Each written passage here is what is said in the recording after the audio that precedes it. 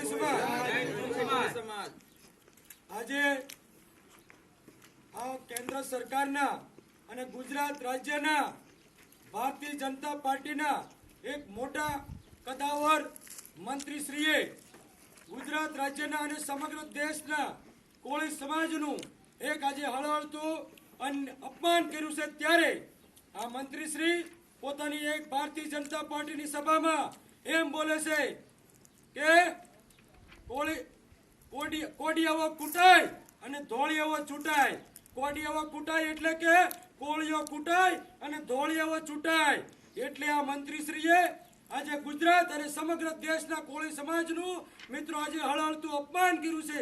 આ ભારતીય જનતા પાર્ટી દ્વારા કોળી સમાજનું વારંવાર હર હંમેશ જ્યારે અપમાન કરવામાં આવ્યું છે ત્યારે અત્યારે લોકશાહીનો પર્વ જ્યારે ઉજવાય રહ્યો હોય ત્યારે સમગ્ર ગુજરાત અને દેશના તમામ કોળી સમાજને મારી મયુર સાકરિયાની નમ્ર અપીલ છે કે જો ભારતીય જનતા પાર્ટી આપણા સમાજનું વારંવાર આવું અપમાન કરતું હોય, આપણા સમાજને ધિક્કારતી હોય તો આવા ભારતીય જનતા પાર્ટીને મિત્રો આપણે લોકશાહીના પર્વ પર આગામી 7 તારીખે જ્યારે મતદાન થવાનું છે ત્યારે આપણે સૌએ ભારતીય જનતા પાર્ટીને એક પણ મત ના આપવો જોઈએ।